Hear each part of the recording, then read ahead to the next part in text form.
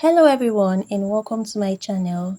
Today I'll be sharing with you all how I made this scrub top with a v-neck and straps in between. Now I made this scrub top for a client and during the process I just loved how beautiful the scrub top was. So I decided to share this with you all. I hope you enjoy the process. Let's get started.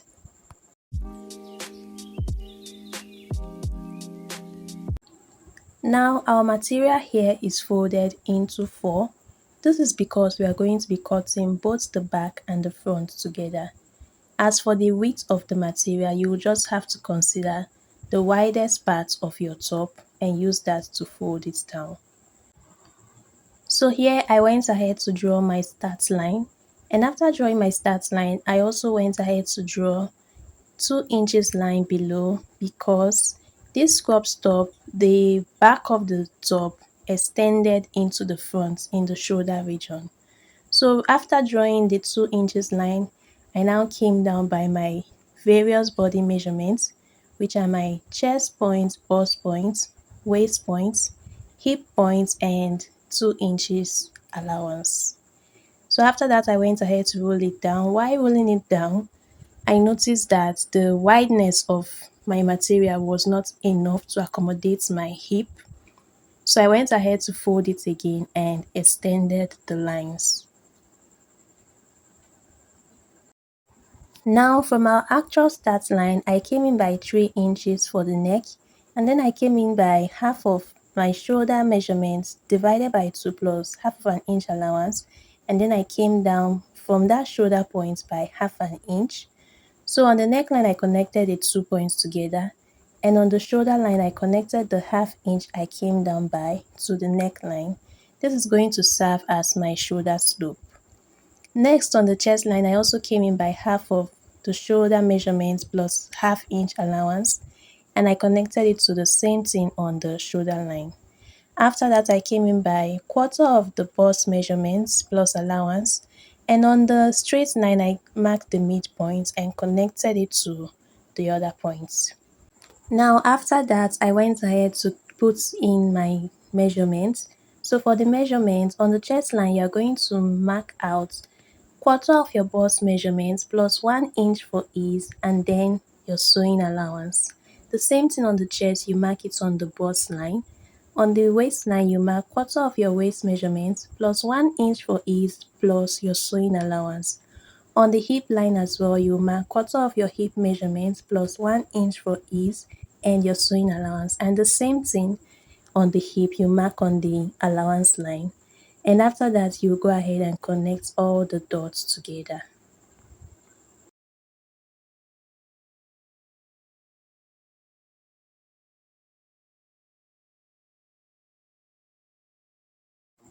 Now the next thing I went ahead to do was to come up from my shoulder slope by half an inch allowance, which will serve as my shoulder joining allowance. And then after that, I came up again from that slope by 1 inches. Now this is because the back is going to extend into the front by 1 inch. So because we are cutting both the back and front together, I decided to extend that of the back like so.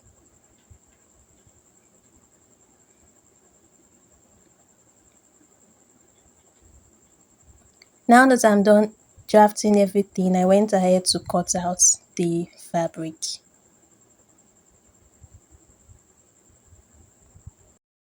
So this cut that we are making now is in favor of the back pattern. So after cutting this out, we'll just remove one piece of this fabric which will serve as the back, and then we're going to arrange it back and retrace it for the front. So the front has a V neckline. Locating where you want your V-neck to stop, as for me, I marked it 2 inches above the chest line and then I connected it to the neckline. And then on the shoulder line, because the back shoulder is going to extend into the front, from our actual start line, we're going to reduce the shoulder of the front by 1 inch. So after reducing it, I went ahead to cut it out.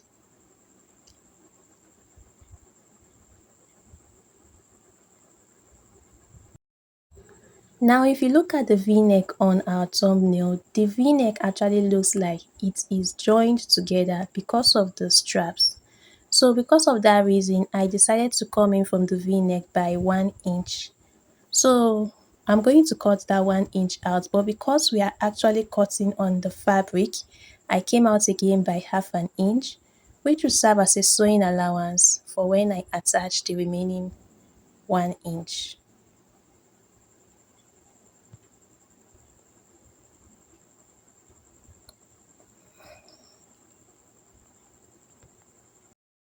Now the next thing I went ahead to do was to place a fabric on the v neckline just to retrace the 1 inch that we have cut off. So as you all can see, the fabric is on a fold, just like our shirt fabric is on a fold. And then after placing it, I came up from that allowance line by half inch. So this 1 inch is like half inch for half of the v-neck and half inch for sewing allowance. Stick with me. Remember, we're tracing from the half inch allowance we added. So from that same half inch allowance we added, we'll come down again by our remaining half inch for the actual v-neck and half inch for the joining allowance for the v-neck. Now it is necessary to place our allowances in the right place, because if that we just went all the way up to mark out 2 inches, this cutout that we did won't be able to fit properly in the v neckline. So after cutting my first v-neck, I went ahead to cut a second one. This is what I'm going to use to turn it over, to turn the raw edges over. So we have two pieces now for our v-neck.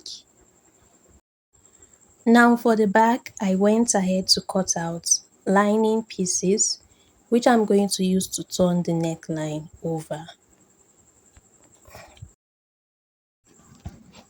Now I'm done cutting out the lining pieces, and this is what we have.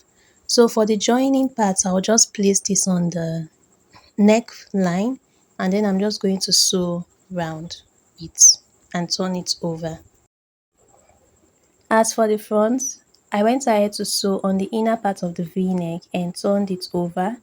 After turning it, I went ahead to just like sew it on the shirt like so.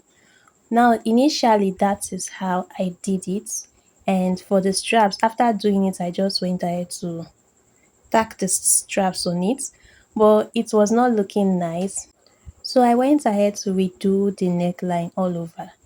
So initially, you know how we cut out our v-neck. After cutting it out, you will sew on the inner part of the v-neck.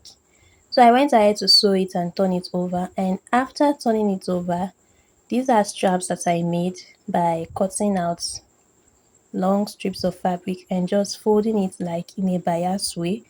So after folding it, I decided to arrange them on the v-neck just in the positions I want them to be.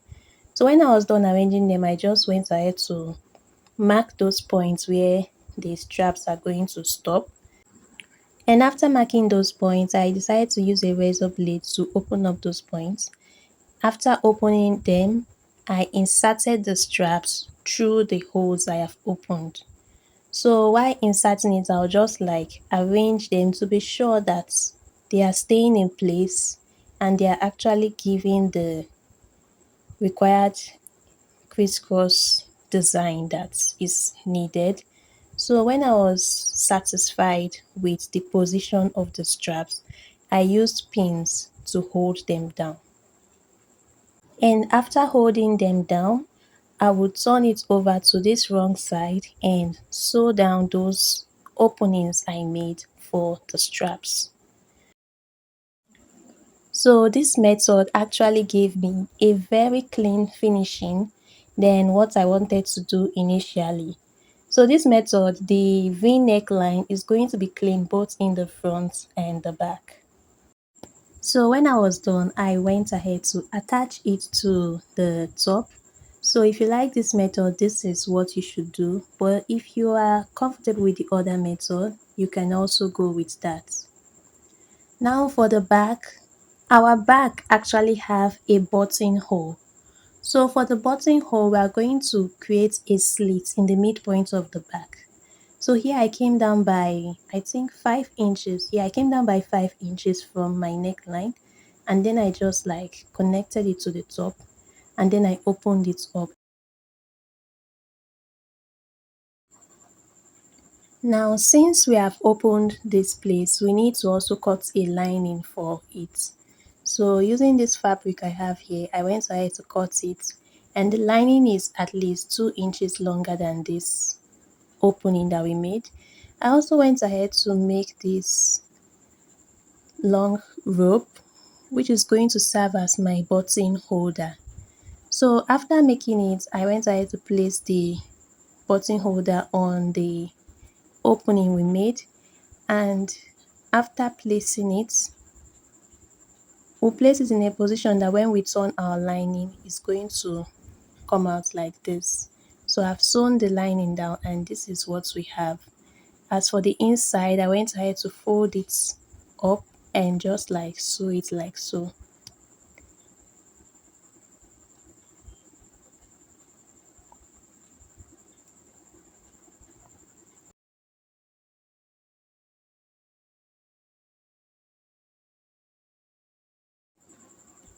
Now the next thing I went ahead to do was to turn the actual neckline. So using this lining that we already cut out previously, since there is a hole in between now, we'll go ahead and cut the middle of the neckline of the lining and then turn it over. So I've turned it over, and this is what I have. Now the next thing I went ahead to do was to cut out my patch pockets. So the patch pocket for this scrub is a double patch pocket. That is, for each side of the shirt, there is 2 pockets on each side. That is, the pockets overlapped each other. Now to make this pocket, one of the pockets is actually slanty, like they are not the same height. So I came down from the first pocket by 1 inch on one side and ½ inch on the other side, and then I just like connected it together. But for the second patch pocket that it's overlapped with, that's the one at the back, I did not touch the length at all.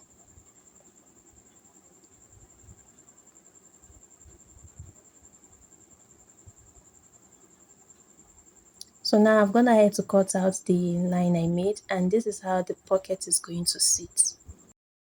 So for the placing of the pockets, you will just place it where you want it to sit on the scrubs, and after placing it, you go ahead and fold all the edges, leaving the top open because that's where the opening of the pockets will be.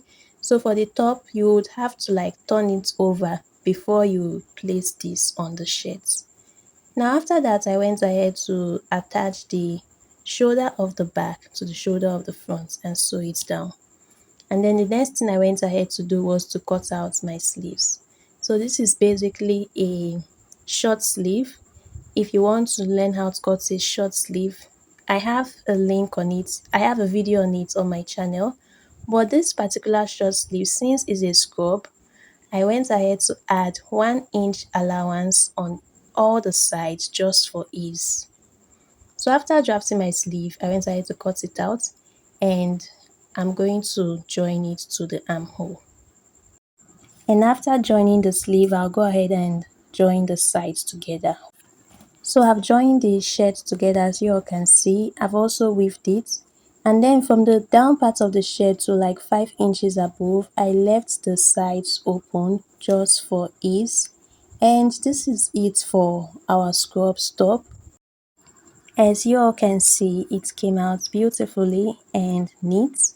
So if you enjoyed my video, please give this video a thumbs up. If you have a question, please leave it in the comment section. Please subscribe to my channel so that you can get more of my videos, and you can as well share this video to someone out there that this might be helpful to. And I'm going to see you all in my next one. Thank you and bye.